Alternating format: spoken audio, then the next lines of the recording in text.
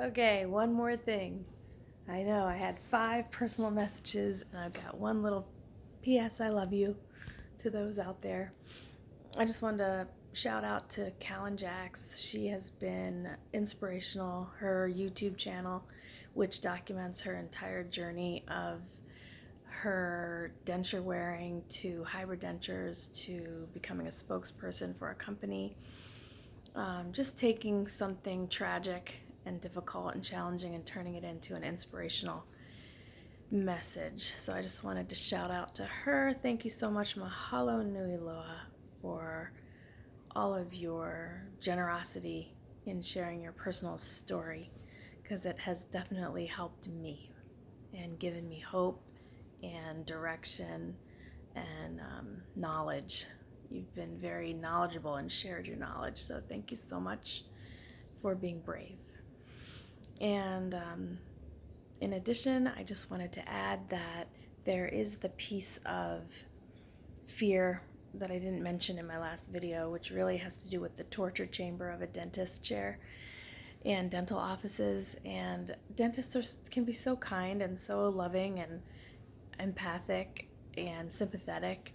And at the same time, there is this place that I want to say was the end of the line for me, which was paying money for procedures that didn't work for me personally, and having that feeling of giving people money and they get the money and then I still don't get a solution to my problem, and having that happen so many times that it just enraged me. I honestly became so mad, and it became impossible to go to the dentist anymore. So the last time I went, it's 2019, last time I went was 2017. I gave up, and I have had periods in my life where I just stopped going because I just can't handle it, on top of whatever life is bringing to me. Whatever challenges life brings anyway, to have this dental stuff get ramped up at the same time. Even my cleanings would take 2 appointments. I would have to go in and they would give me Novocaine. They wouldn't be able to get me numb, and they'd have to continue to give me Novocaine and more Novocaine and tell me how, once again, talking about this, gotta have a break and have a little joy. But yeah, seriously, it was like being in a torture chamber. And I remember, and I have heard this from other people, that sometimes you get to the point where you're like, you want to punch the person. I mean, they're inflicting pain. And I just tell them, like, if you do that again, I'm going to punch you in the face. Like, I can't be responsible for my fist, because it's like a reflex. I want to defend myself. And turning 50, I just have been at this point where I'm like, no one should have to be in that situation. It's just not kind to myself and not loving to myself to keep putting myself in a situation where I know I'm going to get hurt. And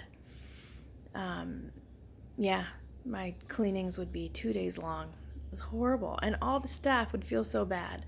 There have been so many loving receptionists that bill me at the end of the appointment, and they know.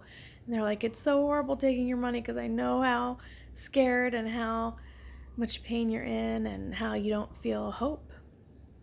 And I don't feel better. I would get deep cleanings and come out in so much pain. For like 2 weeks, it would just be raw teeth.